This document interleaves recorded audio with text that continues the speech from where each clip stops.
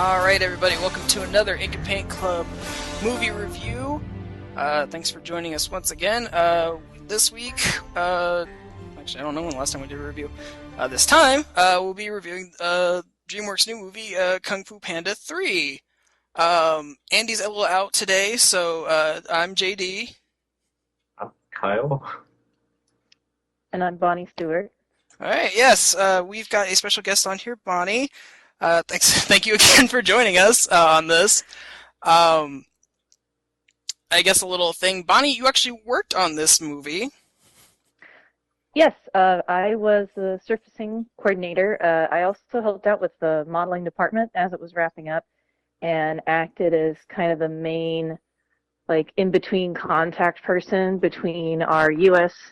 based studio in Glendale, California, and our studio in China, which I want to say was in Beijing. So everything that went over there during the period that I was on the film, everything that went over there went kind of through my hands. I coordinated all the stuff between our departments. That's awesome. So. Just before we get into it, what exactly is surfacing? Kyle and I were wondering about that.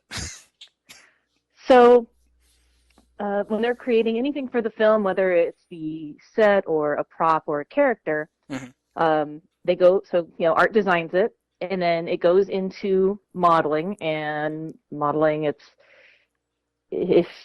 akin to if you were making a statue in real life, you would be forming it, sculpting it out of existing shapes or, manipulating the geometry so it's in the shape that you want. Once the geometry is in the shape that they want it to be in, surfacing takes over and literally applies whatever the surface of that object or character should be, whether it's paper or fur or glass, and makes it have that appearance. Oh, okay. So it's both an artistic and technical department, because especially if it's something involving like fur or something that's going to have a unique reflective quality, there can actually be some really tricky stuff going on in there. So I can bet. So I'm guessing it's basically kind of like texturing, that kind of stuff. Yes. Okay. Yes. Yeah. I know from experience texturing is a bitch. So.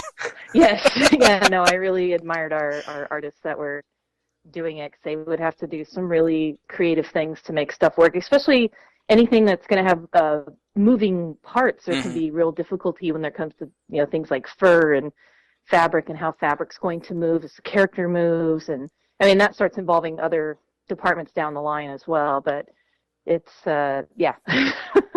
it's a really challenging, interesting part of the process. Well, it's really impressive what you guys are able to pull off. It turned out gorgeous. I know, like I said earlier, I just saw it on Wednesday, and I hadn't seen it in over a year at that point. The last time I'd seen it was around Christmas the year before, and we only had a couple sequences. The film, when we're in production, we generally divide the film up into smaller sections, as we're moving through, usually by scene changes. And we only had, I think, maybe 3 or 4 sequences completed at that point. Oh. I hadn't seen any of the Panda Village completed or any of that.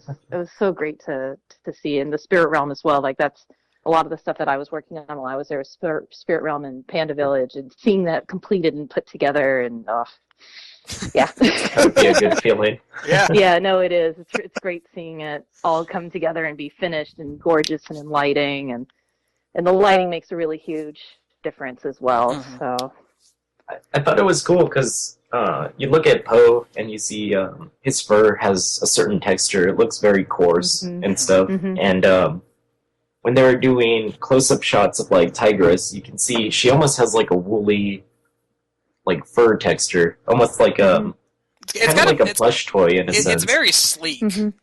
Yeah, is the only way I can put it. It was pretty cool. Skadoosh. Alright, so let's get into the plot a little bit here. Kyle, you said you hadn't seen the other one, so I'll try to, fill in as much backstory as I can here. So basically the plot of Kung Fu Panda 3 picks up relatively at the end of the last one, where there was right before the credits, there was a scene where you saw the Panda Village, the pandas are still alive after, what was the bad guy from the last movie? Peacock. Yeah, Peacock guy. I should know. I want to say his name's something? Shin, but I could be wrong. Yeah, Gary Oldman, anyway. Yeah, the peacock. That's how I remember. So it was believed that Gary Oldman had killed all the pandas, but they're still alive. So this movie opens up where Po is now coming into his own as a kung fu master. He's like hey, you got to become a teacher now. You're not just a student anymore. And as disastrous as that can be. And then, I'm sure as you saw in the trailer, Poe's panda dad shows up and is like, hey, there's this whole village of pandas. You need to come learn what that's all about. And it's a big movie about self-discovery. That's how I took it. But that's your general gist of the movie, if I missed anything. So, Bonnie, as someone who worked on it and is now seeing the completed project, what did you take away from it? I really enjoyed it. I was happy with it. It had a much lighter, funnier tone than I was anticipating. I think it's really fun to have a lot of new characters and new environments, new places we're going to within that universe. And I liked having all these other masters that we've never heard of, from the past, and seeing all these different species represented. I love Master Chicken. Yeah. I loved Master Chicken. Even when we were working on him at the studio too, I was like, oh my god. But I love chicken. So anyways, no, I really enjoyed it. I thought it was really fun and wouldn't be too scary for my little nieces and all that good stuff. So yeah, no, I was pleasantly surprised and really happy with how it turned out. So. Oh. Good. And Kyle, I guess, as someone who has never seen any of these movies, what did you take away from it? I actually really enjoyed it. So me and my girlfriend went to see it last night, and I went to buy a ticket, and the guy was like, oh, the showing's in 3D, right? I was like, man, I don't want to pay for 3D, but I'm actually kind of glad I paid for 3D. It was actually really incredible, just the way everything was done. Visuals were really, really beautiful. Like kind of I don't know what to call it, but kind of like the comic book type action sequence where things get broken up and it's all colored and different things. I really enjoyed that. That's the amazing art of Ramon Zebach. Is that right? He's the production designer. He's done all the Panda films, and he just does the coolest. It's just the coolest look, and he does these amazing paintings when we're designing everything. It's just, it's gorgeous. That is the exact look of his paintings. We worked really hard to replicate that in the film and get that 2D quality, even though we're still using these 3D models, and it was a combination of tricks with the lighting and filters, and it turned out really great. Yeah, that's something I really wanted to commend this film for, is that, and even with the other films, I feel like this one pushed it even further, is it is really beautiful stylistically, because there's this whole sequence in the beginning of the movie where you've got the 3D characters running, but everything in the distance, it's just 2D paintings. And it's really graphic, but still really organic looking, and it's just beautiful how those two can complement each other, but still being in two different mediums. And there's even shots of the movie where it's they change the lighting on the models to make them look 2D. Yeah. The whole training sequence was like that. Yeah, it's like that. I mean, if you're any sort of animation fan, these movies, especially this one, are just absolutely gorgeous to look at. See, the problem is, I kind of wrote this movie off, and I kind of didn't, I don't know, kind of like the other two, but when it comes to series like that, I kind of I'm not too interested in it, because I see it as a Shrek thing, where the movies just keep going, and it makes me disinterested. But I'm really glad, and it makes me want to check the other two movies out as well. Yeah, that's a weird thing that Kung Fu Panda's kind of, I think it's a bad rap for, because on the outside, it does look like this really dumb and kind of goofy-looking kids film. But I think when you give it a chance and you sit down with it, like, the style of the film is really intricate. It has a lot of thought put behind it. The choreography, especially, like, in every single film, is really solid. Yeah. I think they actually, like, get actual, like, people who know Kung Fu to come in and do, like... motion capture and all that? Yeah. Well, they don't use any motion capture in the film, though. Oh, they would use some for reference, but it's never actually used in the film. The characters are all hand animated. Oh, that's awesome. Yeah, no, and they did have these, like, Kung Fu guys come in and, you know, do displays, and they would film them just to, you know, learn the different moves and have, you know, our own solid reference. So, and I have to admit, too, it's like I interned actually on the first movie, like a zillion years ago. I think it was 2006 or 7. It feels like a zillion years ago. Right. I interned on it, and I remember telling my friends, like, I'm like, you know, I was going to school for animation, so I had all these animation friends, and I'm telling them, like, no, I'm working on this movie, and it's really amazing. They're like, so they all totally, like, they didn't get it, and I'm like, no, just wait till you see this movie. And it wasn't coming out for, like, a year or two after I'd done my internship, so no, you know, nobody was seeing any of all these amazing things that I was seeing, and it's like, no, trust me, it's like this, you're gonna love this movie. And the second one is, it's very, very serious, especially compared to the other two. It's a much more serious, a little darker movie. And I didn't get to work on that one, but I was really impressed by it, and that they took that more, especially in family animation. It's kind of daring to do something that's a little darker and more serious. And and also, like, Dragons 2 did the same thing. It kind of went in these darker, scarier, more serious places, and I really admire that they chose to and went through with going these more difficult routes. Yeah, I definitely agree. I think out of all the three, I still like 2 the best, mostly because of that.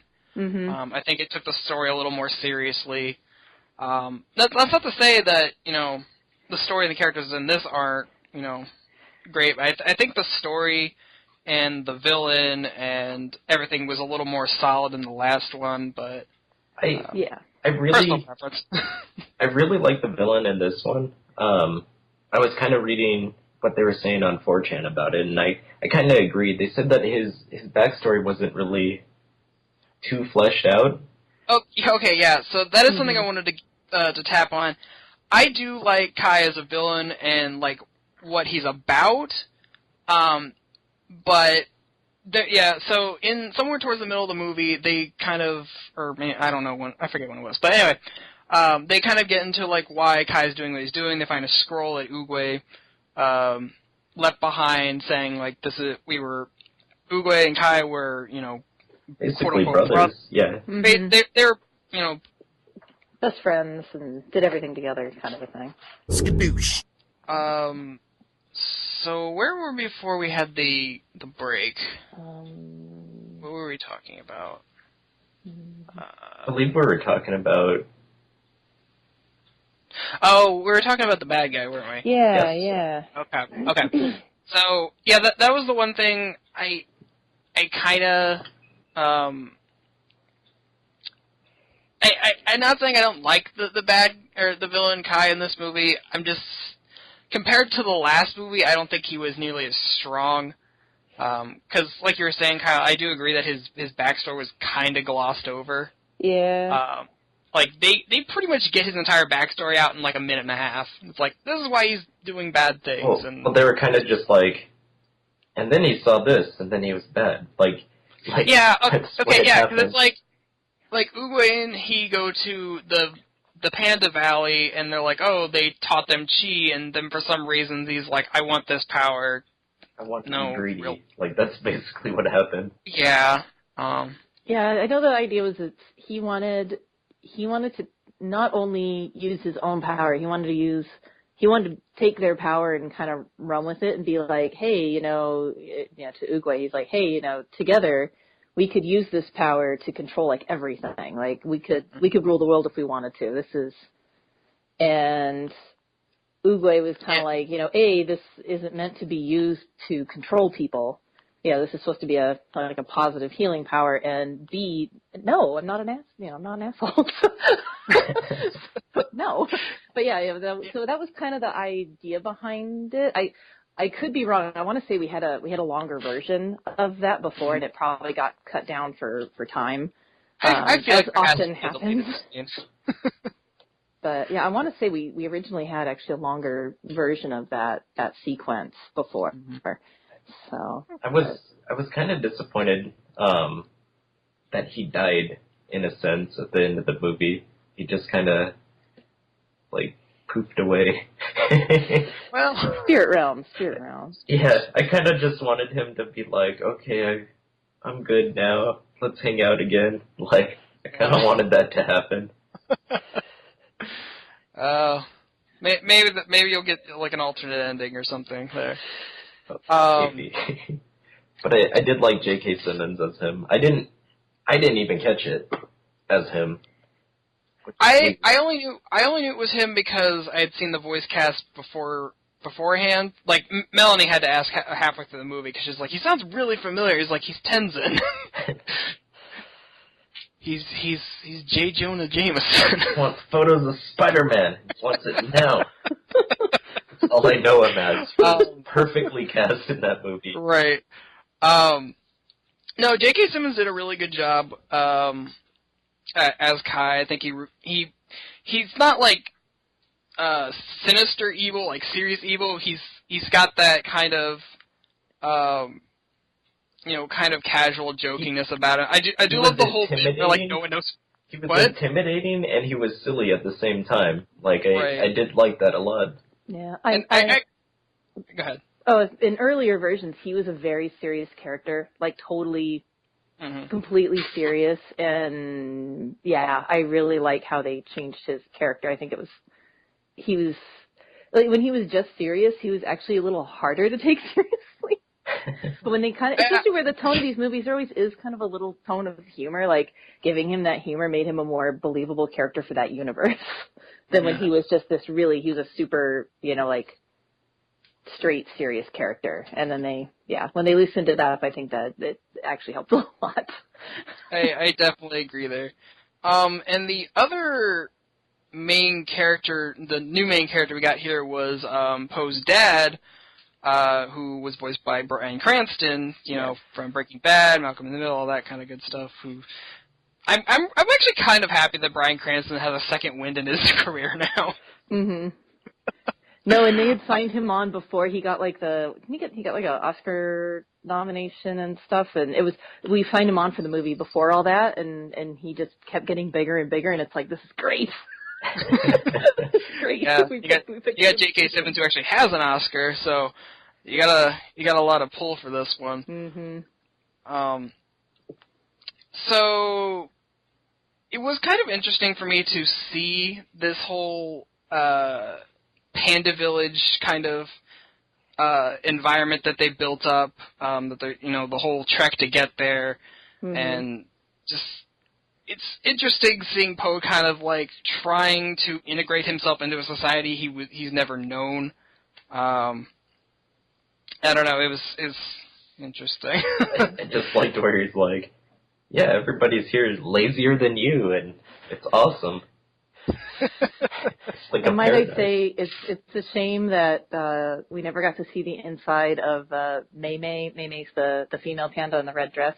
We never got to see the inside of her hut because it was amazing. Like, I kept waiting for a scene inside Mei Mei's hut because we made it. Then originally there was a scene in there, and apparently got cut out at some point, and that was an amazing set. Sad nobody's getting to see it. But one other thing I really want to commend this movie for is that, especially in the last one, maybe in the first one, I haven't seen it in a while, but I really feel like the other, the Furious Five, I feel like they actually had more of a role in this movie. Mm-hmm. I don't know if they're, especially Tigress.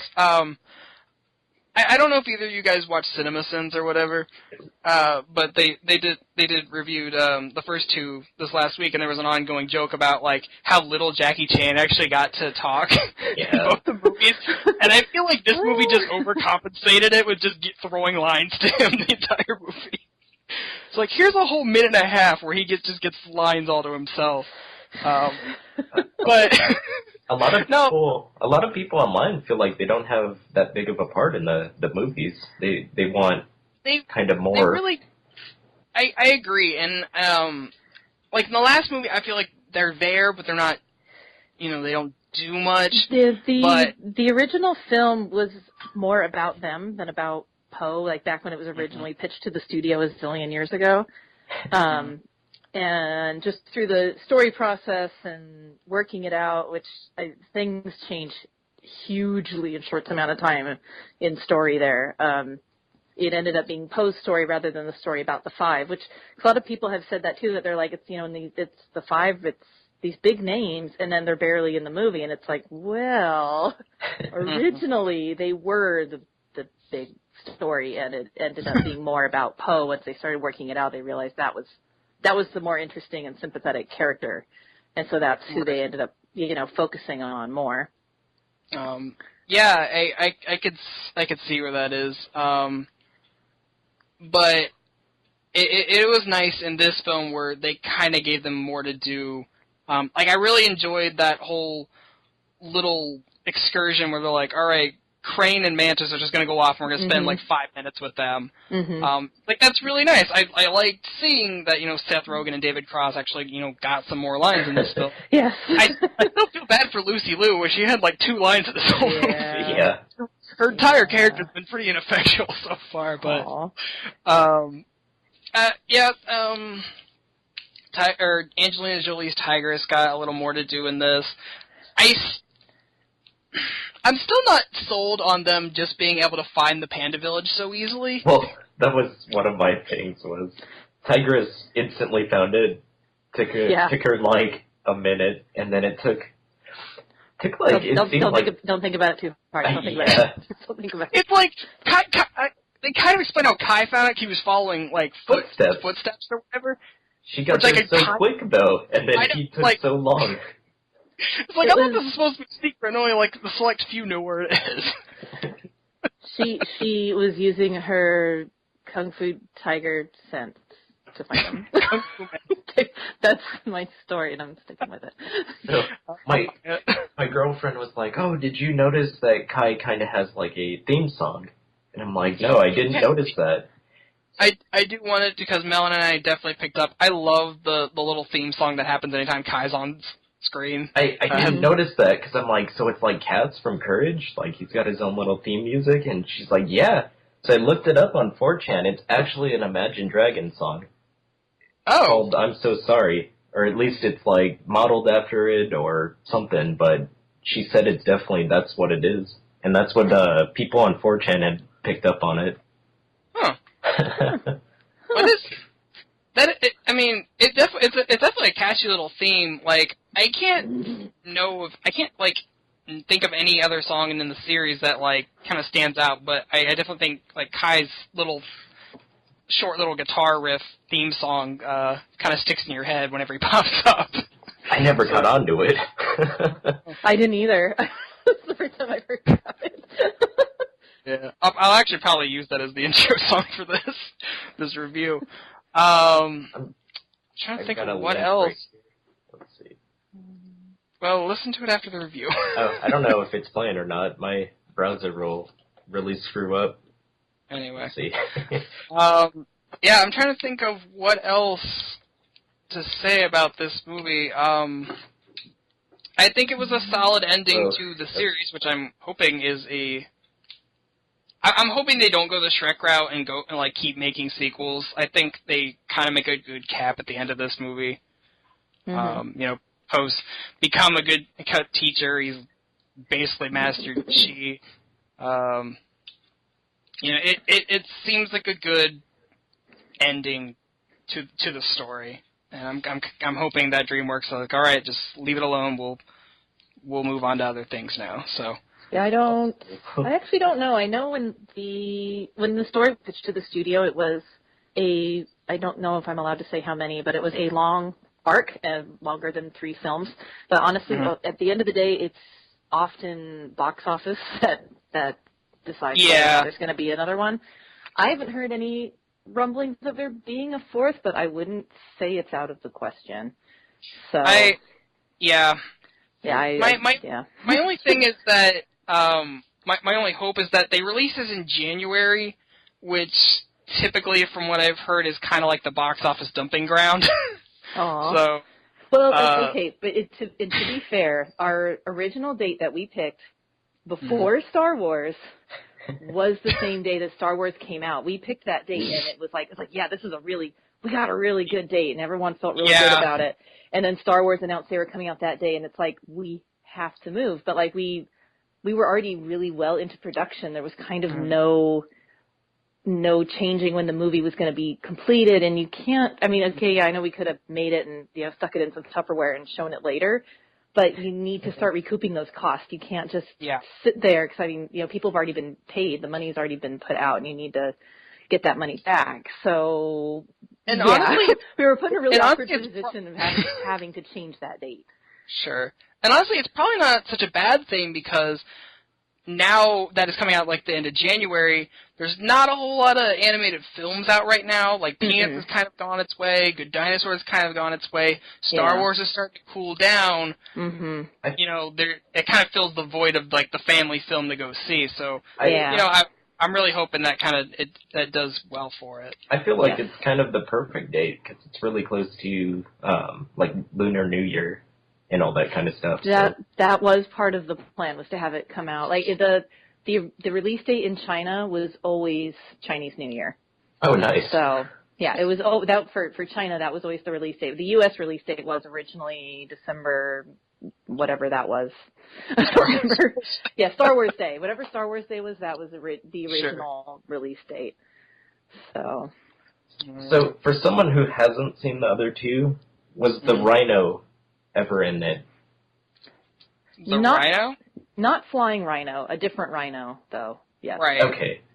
Because I really love that Iron Man type suit. Like, that's the vibe I got from it. I just love that whole sequence where they're just playing around with the artifacts and stuff. Oh, yeah, and that's kind of a thing, too. I may have not noticed or not, but he destroyed the Jade Palace. Was anything happen after that? Did they rebuild it or anything? Was that ever retconned? So in the original, one of the other versions of the movie, that's how it ended, was watching it being rebuilt. But yeah, no, we didn't have that scene in this version. So I would like to say yes, it's being rebuilt. If you didn't see it, that was originally part of the story, but like the library still got destroyed. I don't know if there's more movies, if that'll play into it, trying to regain the knowledge that got destroyed. But I could see that being a thing, actually, now that I think about it. But yeah, no. So that was part of one of the other earlier iterations of the film. Okay. And, I know he made props for it. That's awesome. So do you guys have any final thoughts before we wrap this review up? Well, I don't know. I always like to give it a score. That's whatever. What would be your score, Kyle? Like, I would give 8 or 9 out of 10. I think it's fair. I liked it a lot. I'm biased, but I would agree. So, Kyle, does this make you want to go watch the first two now? I was going to in the morning, and then I was lazy. So they'll always be there for you, Kyle. Yeah. No, they're really fun, and I know, and once again, like I said, I know I'm biased because I worked for Dreamworks for about 7 years, but they have a lot of underrated movies that at least I think most people they're underrated by most people, and they deserve a chance. They deserve a chance. I remember. So at the end, I had to ask my girlfriend, does this count as a dance party, Indian? It was Kung Fu, but I don't know. That is a hard question. Does it count as the cliche dance ending? Yeah, probably. But anyway. Yeah. So, yeah, Kung Fu Panda 3. Yeah, I think DreamWorks did a really good job. Bonnie, you did a good job. Oh, thank you. Very, very good job. For a series that I think a lot of people write off, I think this gives a lot of respect, and does a good, at least for now, wrapping up the story it was building up to. How was that party in LA for the book? Because I'm kind of sad I didn't go. There was like the book release. Oh, at Nucleus, yeah. Yeah. Those are. I have to admit, I didn't make it either. Those are usually pretty cool, though. They're usually really crowded. That's a neat little gallery, and they actually do a lot of shows. They'll kind of work with DreamWorks to get them like lined up. They've done other DreamWorks art shows. It's been a fun partnership, and any of the shows they do at Nucleus are always really cool, and the opening nights are always really nice and fun and a good place to meet animation people. Even if the show isn't specifically like animation related, there's usually a lot of animation people there. It's just kind of who gets attracted to the location. It's a good fun place. I have to plan on going to one pretty soon. I'm out here in Ohio. I can't go. Ha ha. Enjoy your corn. My corn. All right. Well, unless you guys have anything else, I think it's about time we wrap this up. I think I'm good. Okay. All right. Well, everybody, I apologize for the various technical issues we have with this review. I hope it seems semi-coherent when I finish editing it later. Thank you for listening. As always, there are links in the description to all our social media pages if you'd like to follow us on there, as well as our personal pages. Bonnie, where can people find you on the internet? Well, it's not animation related specifically, but you can actually find me on Instagram and Facebook as Huggable Koi. I do custom stuffed animals. It's kind of my side business that I do. I occasionally post my kind of animation misadventures in there as well, but it's mostly stuffed animals. Yeah, you can find me on both of those, and Twitter I'm there, but I have 10 followers. And I'm Bonnie R. Stewart. It's all one word on Twitter, but I'm all about Instagram. Go find me there. Awesome. We'll make sure to put links in the description for you as well. Aw, thanks, guys. Well, thank you for being on with us. It was really awesome getting to hear your your industry insight on that. Yeah, it was a treat to have you on. Oh, thank you. All right. Well, thanks everybody again for listening, and I guess we'll catch you next time. See ya. See you later. Thanks.